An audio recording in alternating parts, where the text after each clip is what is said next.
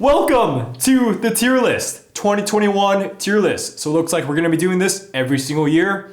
Kind of like a spring cleaning for me, but also let you guys know what my thoughts are. Anyways, we got a lot of games behind me. So here, I'll switch to this one. You guys can see, there's like Talking Duck over there. The Rising Sun, interesting. Okay, we'll get to that. Way back here, we got more games, more games, more games, more games. So this did take a while to set up, so if you want to see more of this stuff, remember to subscribe. Anyways, let's get on with the listing. This is gonna be pretty fun.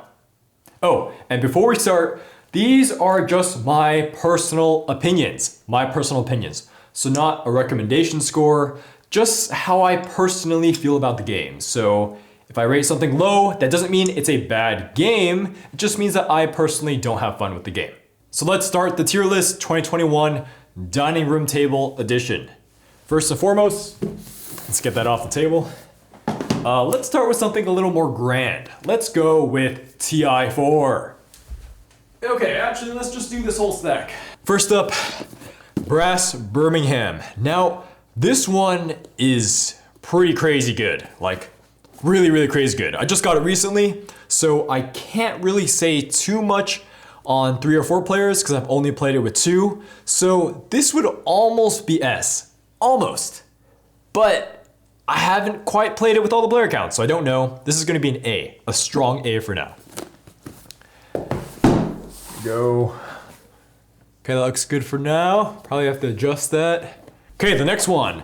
Empires of the North. Imperial Settlers. So when I first saw Imperial Settlers, the earlier edition of this, I thought I'd really like it because it has deck building, it's kind of like a Civ builder, there's some cool card combos. But yeah, when I played it, I just played a 2-player over TTS. I didn't really think it was that amazing. I think the more solitaire feeling card combo thing with the whole time length just doesn't really work for me. I'd have to give this one another shot at 3 or 4 players, but this is gonna go in D for now. Right here, okay, that'll fit in right in frame. This is A, B, C, D. This is gonna get really wild, guys. Okay. Next game, Monolith Arena. I really wish this would work with 3 or 4 players. The 2-player is pretty solid, but the team element, at least with the base game, is kind of broken as covered in my video with the whole Poison faction. So this is gonna be a B for now. I haven't tried the expansion. It's called I think the Wizards Alchemist, something like that expansion. So that's gonna be in B, but I really wanna try that again. Okay, and of course, what I was gonna talk about originally, TI4.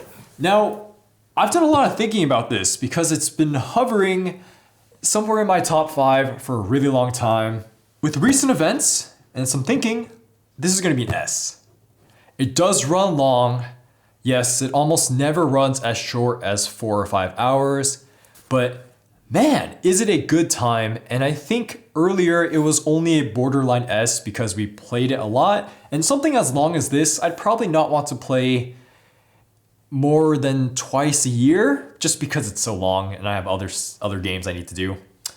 Other games. So yeah, this is gonna be an S.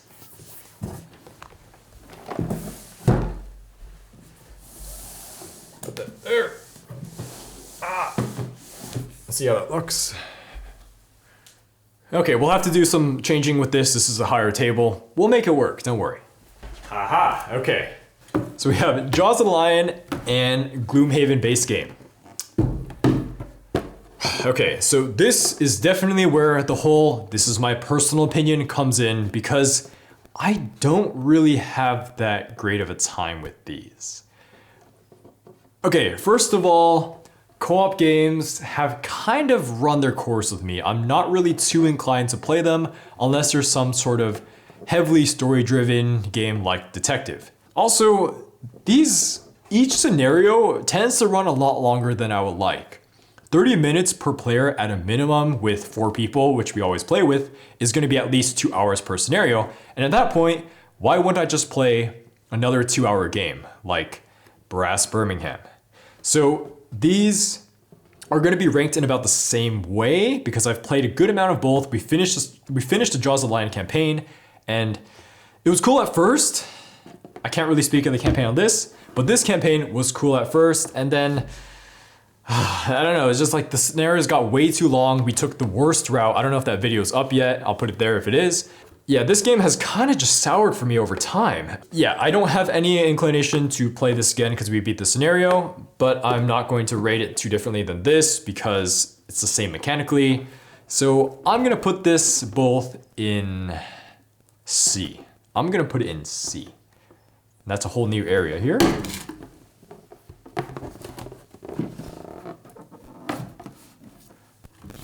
I think C is being pretty generous. I think the mechanics are totally fine. The bookkeeping is just a little too egregious. I don't like using Gloomhaven Helper. I haven't played it online with Gloomhaven Digital, but then again, that's a video game and we're just judging the board game version. So these are both gonna be in C for now. We'll see what happens with Frosthaven. We'll see. Okay, we'll do some more big hitters. We got War of the Ring. Oh man, every time I look at this box and I think of this game, it's magic. It doesn't look good visually, but there's something about laying siege to Gondor or moving Frodo and Sam through the whatever marshes, I forgot the name of the marshes, but it just has that adventure and war and that Lord of the Rings theme I love so much. Whew. It was a chore to learn this, but I already learned it, so now it's freaking great to play. It is really long though. It definitely is really long, and I don't have another person to play this with all the time. But man, for what this is, whew, War of the Ring, it's kind of exactly what you would expect. I'm gonna give it, it's almost an S. Let's put it in A for now. I don't know how much I'm gonna be playing this. The setup is annoying, but man, the gameplay is worth it. The gameplay is also really punishing, not in a bad way because it is a war game. It's gonna be a strong, strong A for now. I don't think it quite gets to that S category where I wanna play it all the time.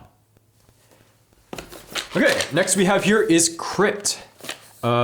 This is a small card and dice game about trying to maximize your jewelry. I played it once, 2-player, and a couple times solo. I didn't really think it was that great, but it's not terrible. I'm gonna put it in D. Can you see that? D, uh-oh. There we go, there's D. Okay. Next we have Deep Sea Adventure. This is a micro-Japanese, Japanese designed? Yeah, Japanese designer game by Oink Games. And this guy is, it's not very replayable, and that's what kind of stops me from coming back to it. The games can kind of feel the same at first, but man, is dice rolling fun with the risk management. I'm gonna put this in B for now. It's always pretty fast. Then we have this relic from the past, Hero Quest.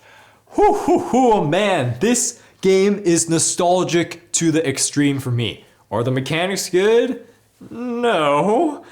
Is it that original? I mean, for its time it was.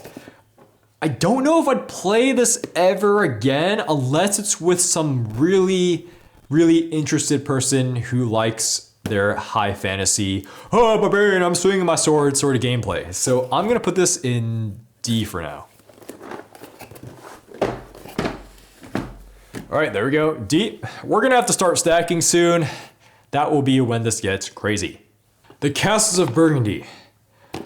I feel very conflicted on this game. It feels good with all the combos you can do, and it especially is good as a 2-player game. As a 3 and 4-player game, I think it's fine, but it runs too long for what it is. I haven't even gone to the alternate game boards that you can play with, so I don't want to get rid of it. The design just feels good, but it's never on my mind to bring out. This is gonna be a C for now. There's a lot of fiddly bits. It's a pain in the butt to set up, but I do want to revisit this. I definitely do. And you know, Steffenfeld, point salad and all that, that's in that game. Okay, Cosmic Encounter Duel. Yeah, I really want to get rid of this. I don't know why I still have it. So this should be an F. Where do the Fs go? Let's see. I'm gonna make a chair for them. They don't belong on this table. Here we go. So Fs go here. Cosmic Encounter Duel, F. The first F of this list. Yeah, Cosmic Encounter Duel is just too random for what it is.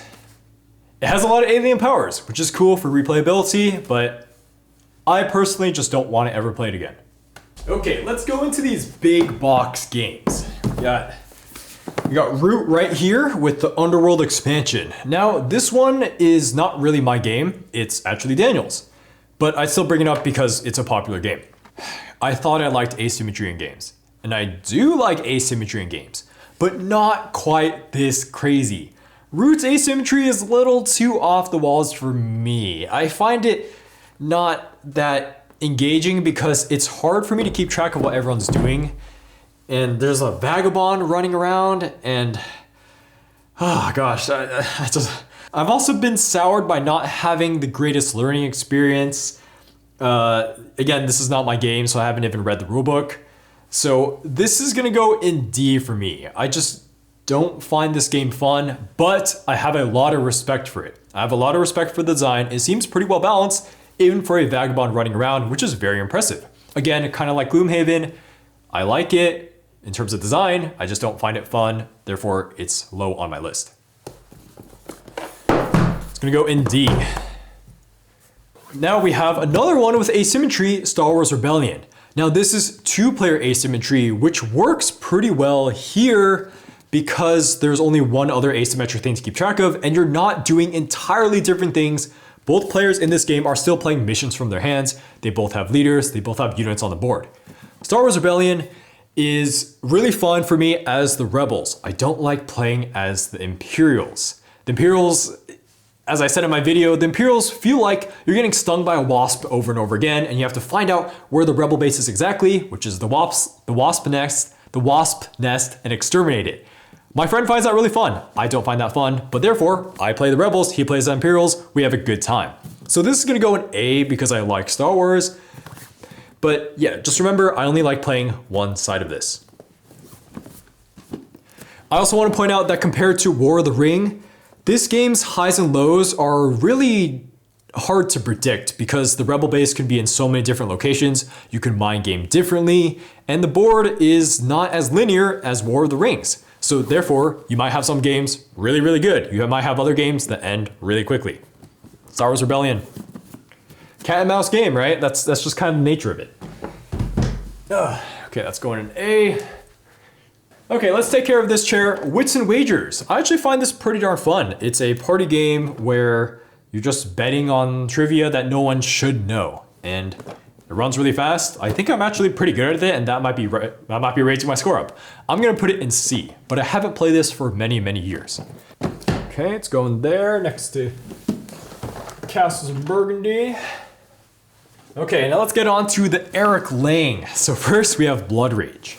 Now I've only played this like 1.5 times. I played a little bit of a 2-player game with my friend, and I played a 3-player game online, and I am impressed. I am definitely impressed. I think the theme works really well with the gameplay. You're all playing as like Viking overlords, just trying to pillage and trying to get as many glory for Valhalla, and sometimes dying is actually the best strategy. But in this game, it's very cleanly implemented. You're just doing one thing a turn, and there's not that much to keep track of, but the strategy gets really, really serious. It's actually a lot more than I thought it'd be, especially with the card drafting. My gripe with it is that there's just a little too many components. It feels overproduced, basically. The minis are a little over the top, which makes the game kind of finicky to set up. And then also, the name Blood Rage just feels weird to me. Why not call it Valhalla's Honor or Vikings Rage, right? Blood Rage seems kind of like B-movie-esque. I don't know if that's what they're going for. Anyways, this is gonna go in A for me.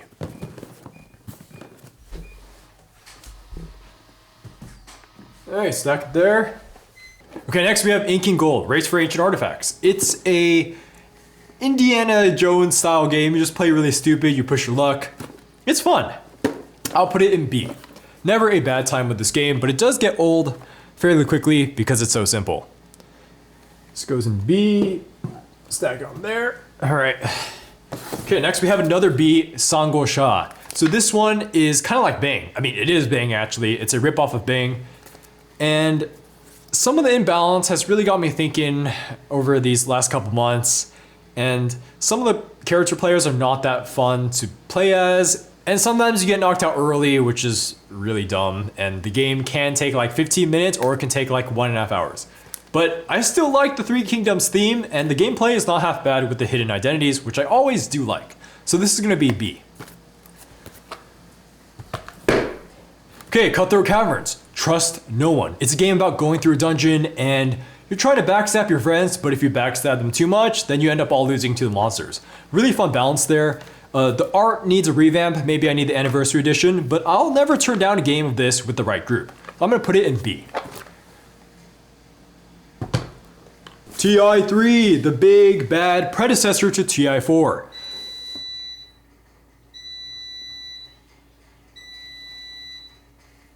Ready for that? TI3 was really good for its time. It was really long, but it was very epic, so we didn't mind. And then TI4 came out, so why haven't played TI3 anymore? This does have better pacing in terms of how you get points, but at the cost of being way, way longer, so why not just play TI4? So you can actually complete it under 8 hours, and this needs 8+ hours. So this is gonna be B. This is basically for me just to keep as a collector's piece, because it is a really good memory looking at this box, and there is something magical about this big fat coffin size. It's going in B. Oh God. Let's stack that on there. Let's stack that on there. Yeah, there we go. Haha. All right, there we go. Okay, next we have Pandemic, a co-op game. And as I said before, with Gloomhaven, I'm not really too big on co-ops, and I've played this game to death in high school. I know a lot of you do like this game, and I'm not knocking the design. I think it's perfectly fine, but I don't get that much enjoyment out of it. I'm gonna put it in D. Okay, next we have Coup. Oh man, I've been playing this game over Board Game Arena for the last couple weeks, and this is really fun. Man, I just got burnt out of it a couple years ago when we gave this review, but now I'm revisiting it and I think it's still amazing. The balance is really good, the mind gaming is amazing, and it's always, always tense. And I don't mind if I get knocked out early because it's so quick. So this is going in A. I think that's different from last year. So now we have Galapagos. You're trying to escape a desert island together, and of course there's going to be survivor-like things with like pointing each other off the island to exile them, and then there's guns. So always a pretty fun time with the right group. It definitely does need that right group though, because some people just don't really want to be dicks to each other, which is kind of the point of the game. Some people just get way too salty. So I'm gonna put it in A for now. I think it definitely needs at least 5 people to excel. I've played it with lower player counts. It's not that fun. That is a party game I'm so glad I picked up. Okay, now we got Takenoko. Yes. So last year, I do know I put it as S, and I do still think the design is really good. Like I've played this on Board Game Arena a lot, and I always have a good time with it. The magic of it has died down a little, but this would probably still break my top 10. I'm gonna put it in A. Okay, this is getting a little hard now. Uh-oh. No. Put it under brass. There we go. Okay. Brass design is so good, and we'll keep that on top. Okay. Whoa. Oh, I thought that was a game. Oh, God.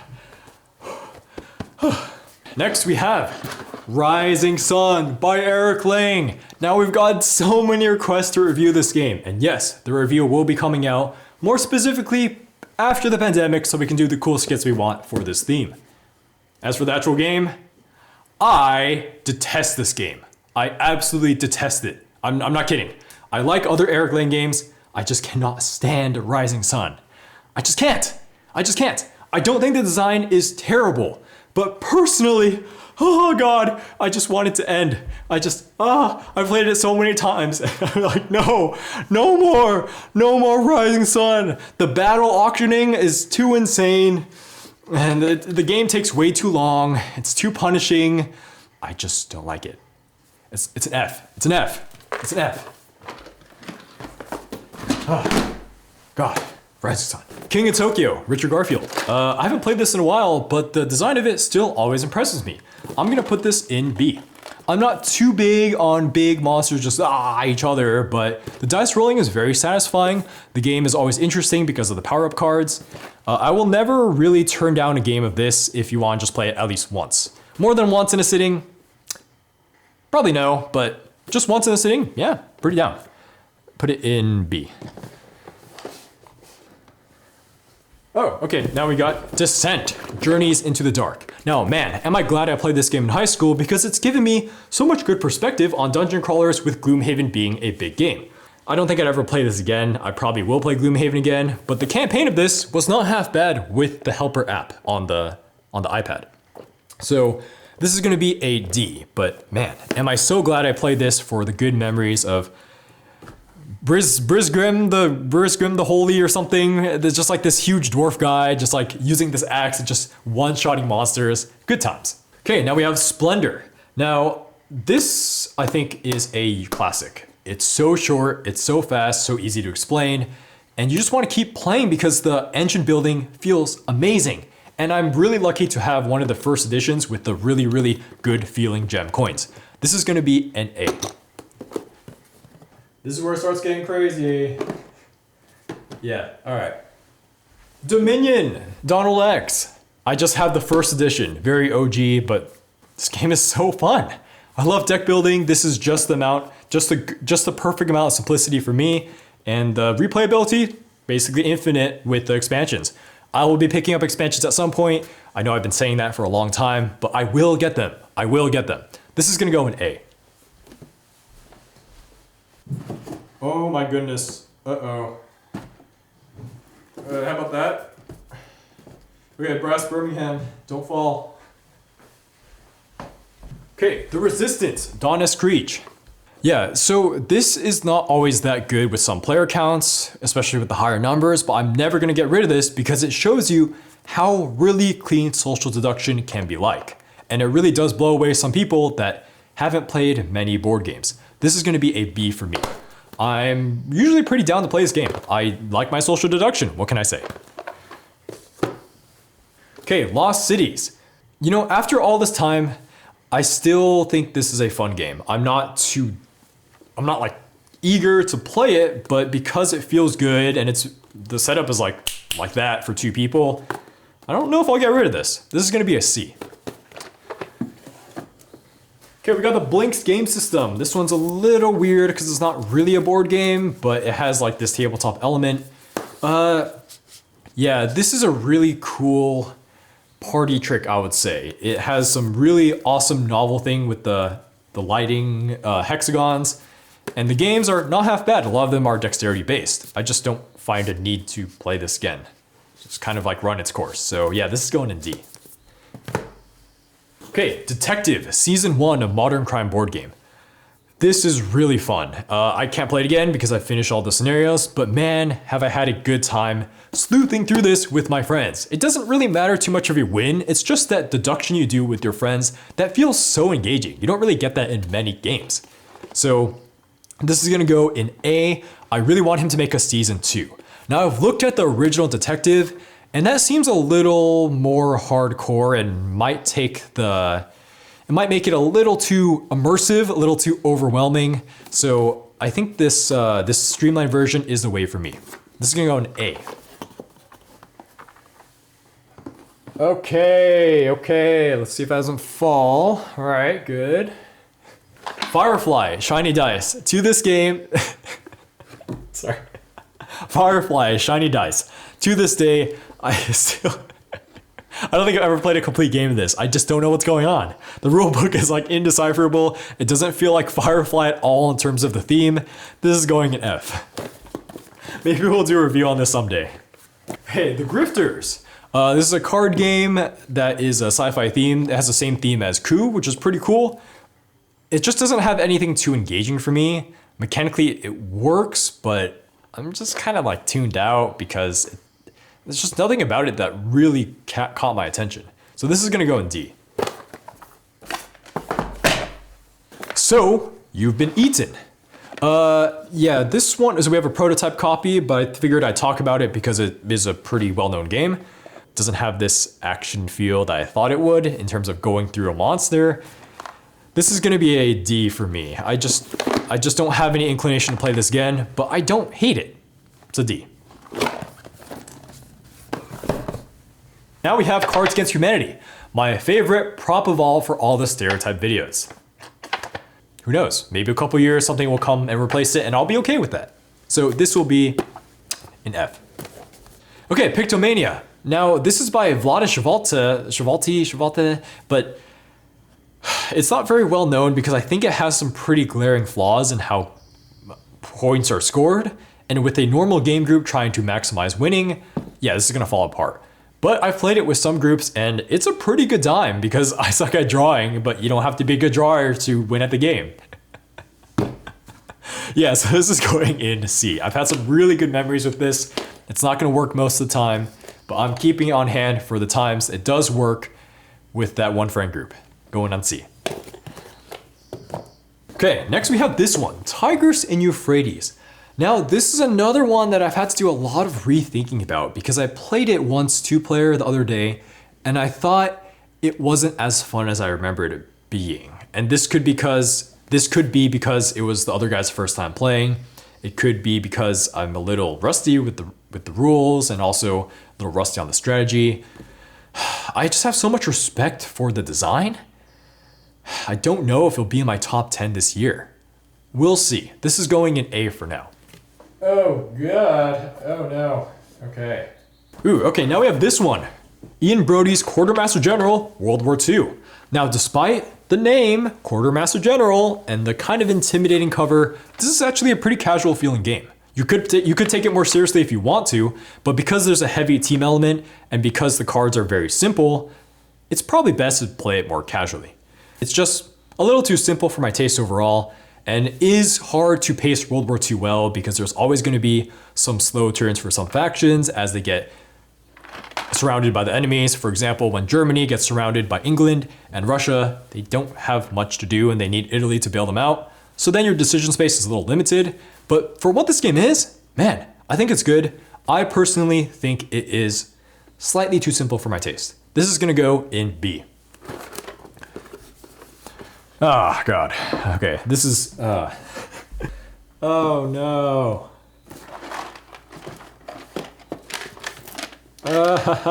Okay. Stay put. Cool. Mansions of Madness. This is first edition, though, not second edition. And because it's first edition, well, it just doesn't work well. It has some really good ideas, but overall, not a complete game. But man, Corey K, I'm really glad what you did with this because then it motivated Mansions of Madness second edition, which I'll get to. But this is gonna go in F for now. I don't really see myself playing it again. Yep, so Mansions of Madness second edition, this is where it's at, man.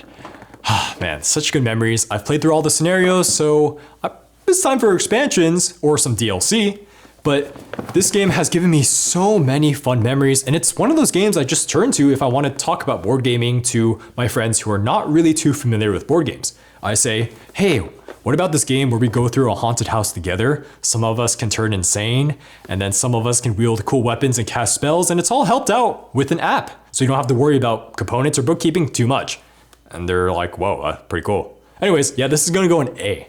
I have a lot of high hopes for the expansions. I haven't done much research on them, but Mansions of Madness, always a fun, reliable time.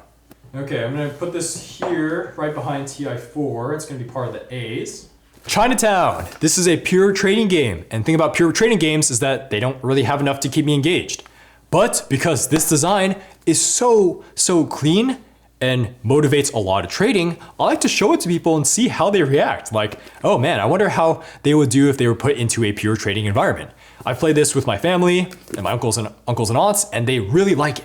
They really like it, and it's really fun to see them trade. So I'm never gonna get rid of this game. Too simple for me. This is gonna go in C. It's gonna go in C. Okay, you know what? No, that is actually going in D, because if I don't play with the right group, it's really boring. So D. This War of Mine, the board game. I haven't played the video game, but this has actually surprised me once I got past all the fiddly components, because it has this gripping atmosphere that I've never played in a board game. It's just full on serious. Serious, serious, serious, really punishing, feels realistic, and don't expect to win. And this is kind of a formula that I haven't seen in any other board game, where it takes itself very seriously and does a good job of that. So this is gonna go in B.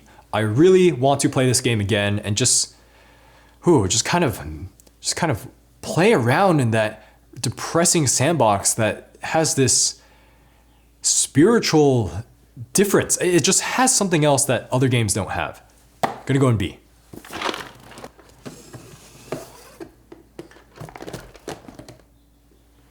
Now we have Disc Duelers. This is a dexterity game that is actually, it feels incomplete. It has a lot of good ideas, but it's too open-ended and it tells you to make up your own game modes. I think that's the reason why I just have no motivation to play it again, despite when you play, the flicking is pretty fun, easy to learn. This is gonna go in D. Now we have Betrayal at House on the Hill. This game is like one of the biggest hit or miss games of all time. And then that's not necessarily because of the group, it's because of how the haunts are like. Some haunts work really well. Some haunts work really well with a certain number of players.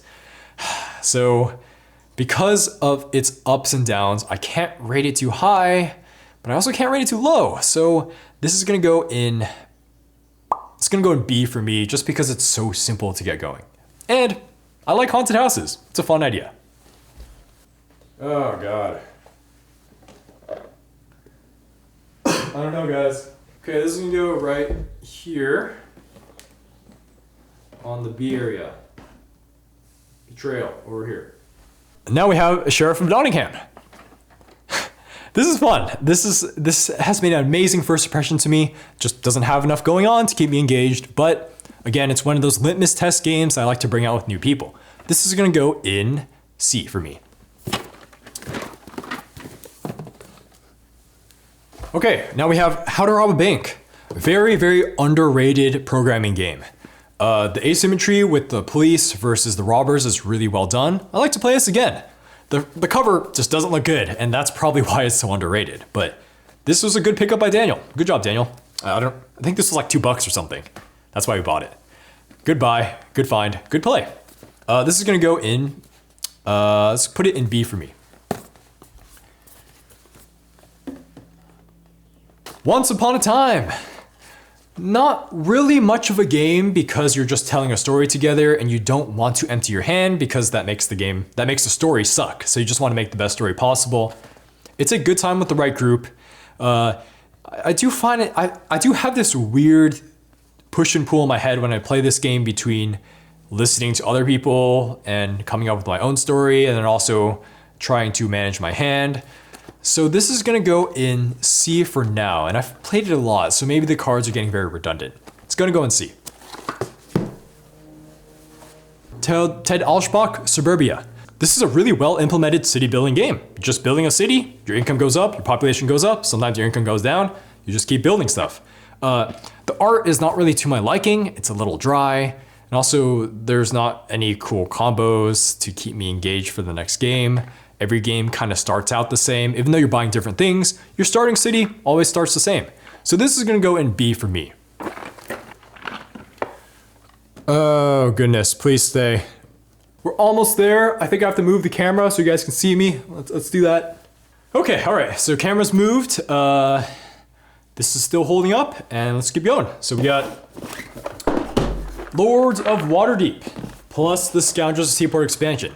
See, the thing about this is that I think I'm a little burned out of the whole theme because it's not very well implemented in this game. I mean, you're getting mages and warriors to go on quests and you're just kind of throwing away cubes.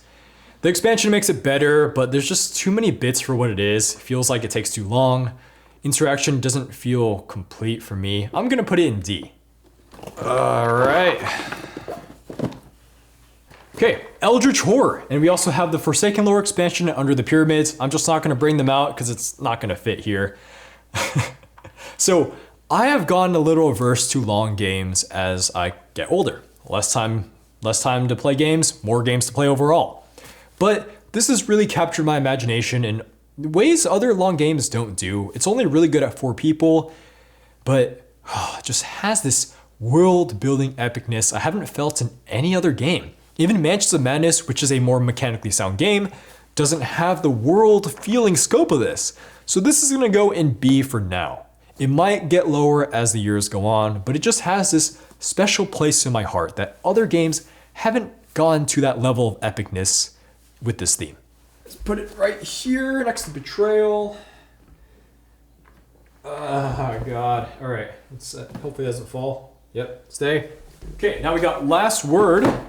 This game has it, man. I love quick word games, and this has just the right amount of replayability, strategy. It's really easy to teach. It's real time in this really smart, chaotic way. This is gonna go in S. Yep, S. I don't know what it is about this. This is just, it's kind of dumb in the right ways. Maybe this will get lower as the years go on, but something about this just works. I just really like it. It's gonna go in S. I have never ever had a bad time playing Last Word, winning, losing while on teams, seeing other people just create really funny words. It just works. I don't know what it is. Okay, Taboo, the game of unspeakable fun. This game it's like so addicting that I think we just burned ourselves out of it. It's really fun. There's like this cool competitive element that goes on, and you can kind of mix and match teams to see who's on each other's wavelength in terms of like how they perceive clues. I've played this so much though, it's kind of hard for me to want to play it again. I'm gonna put it in B for now. Right, and B is also the most stacked category, so this will be a little tough. Let's put it here next to Eldritch. Yeah, cheers, all right. Okay, yep. Oh, and then we got the Red Dragon Inn. Well, I mean, this isn't really a game, right? It's just kind of a drinking role-playing thing. It's really dumb. I think the novelty has kind of worn off of me. I'm gonna put it in D, but with the right circumstances, this could be a pretty good time. For right now though, I'm gonna put it in D. Okay, now we got some big FFG games. This is Sid Meier's Civilization. Now this Sid Meier's Civilization created by Kevin Wilson. Haha, okay, that's where it tripped me up.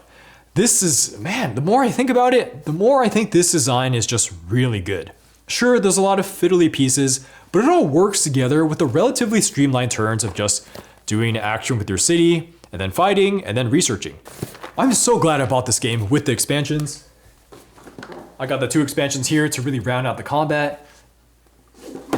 This just has it. I keep thinking about this game. When I think about other 4X games, I just want to play this again. I just want to win in all the different win conditions. The art is great.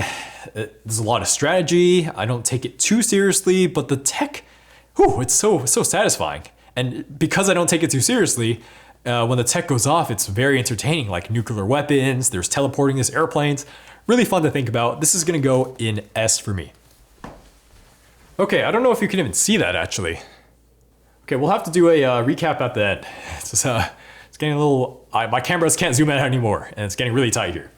Okay, now we have Monopoly Fortnite. Not half bad actually. Not really even a Monopoly game.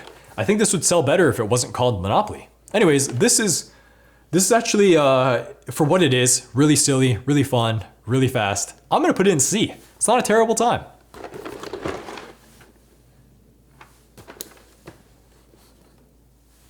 Okay, we had to do it. Monopoly. This is gonna go in D. I don't absolutely detest this game because there is some cool strategy with the trading, and also there's a lot of nostalgia. A lot of people don't play by the right rules. Very surprising. Yeah, so as long as this game doesn't drag, I don't hate it. I don't actually utterly hate it. So this is gonna go in D. Okay, we got Android. Conflicting game. The world changed, crime didn't, but this game design is very, very underwhelming. I read the books for this universe and I want this to work. It just doesn't. There's too many weird things going on. The map is kind of hard to follow.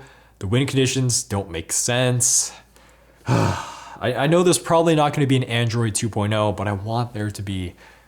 This is going to go in F. Yeah.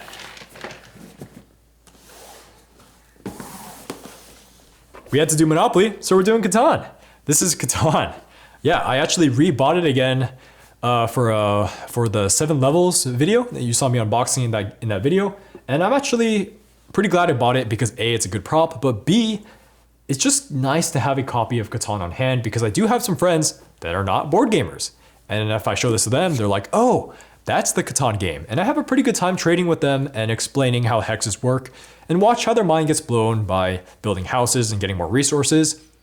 So I'm glad I have this on hand. This is gonna go in C for me. I know the luck is pretty egregious and you can get screwed by dice super hard, so I don't take it seriously. It's gonna be a C. Oh, okay, stay. Okay, now we have Throw Burrito. This is the game I've always wanted growing up. It's like spoons, which I really like, plus dodgeball. I love dodgeball. Now, this is so fun. This is so fun. The only way I get tired of it is because I'm physically tired because it's a lot of effort to play a real-time game with throwing and moving cards. And it's just so hype. This game is so hype. I'm gonna put it in A. I'm gonna put it in A for now. All right, guys, can you believe it? We have the last game, and I've saved this one for last. This is The Godfather, Corleone's Empire, and whew, this is so underrated, man. I bought this because it was on discount, and I like the Godfather movies. I just got into them, and this emulates that pretty well. The theme is not really a one-to-one, but it's so satisfying with everything you can do.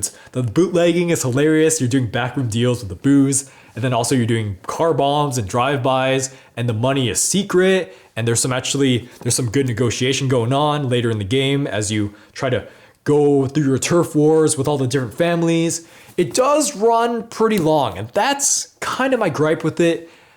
But man, the decision space is very satisfying. It's not over the top. I really want to put this in S, but the problem is I do think it runs a little long for what it is. At 3 players, I think it's perfectly well timed.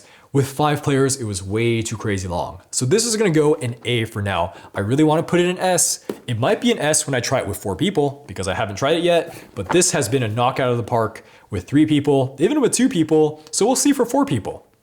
Corleone's Empire. Eric Lang, see? Eric Lang, I like his games. I just don't hate them all the time with Rising Sun over there in the black chair, the F area. Anyways, an A. Oh my gosh. And that is it. I went through every single game. I moved it from the studio to this dining room. Every single game. Wow. Let's go ahead and recap. Let's see what's going on here. Okay, so here we are. Here's all the games. And before we get to the review, you might ask, well, Ashton, where's Battlestar Galactica? Wasn't that like your favorite game? It was in S last year? Yeah, so the thing about Battlestar is that I don't ever see myself playing that again, and it's way too long. So yeah, I don't have it anymore. Yep, so maybe I'll make a video on that. So right here we have the S games. We have TI4, Last Word, and Civilization. And then for A, let's go ahead and jump here. So we got The Godfather, Throw Burrito, Dominion, Brass Birmingham, almost an S, Detective Season 1, not going to play that again though, Takanoko, Galapagos, Splendor, Tigris and Euphrates, Blood Rage, Star Wars Rebellion, War of the Ring. Oh, then there's Coup right there. Yeah, it's Coup hiding over there. Mansions of Madness 2nd edition, of course, hiding over there. Yeah, that's it for A. Now let's get to B. We got Eldritch Horror, Taboo, Betrayal, TI3, Quartermaster General World War II, How to Rob a Bank, Suburbia, King of Tokyo, Ink and Gold, The Resistance, Sango Shah. Let's go to the other side.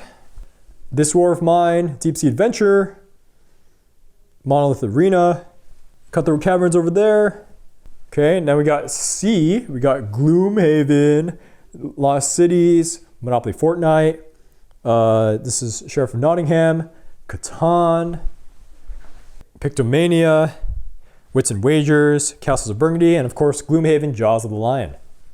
Then we got the D category. We got Red Dragon Inn, Lords of Waterdeep, Descent 2nd Edition, Root, plus expansion, Grifters, Empires of the North, Monopoly, Pandemic, So You've Been Eaten, Blink Game System, and Hero Quest.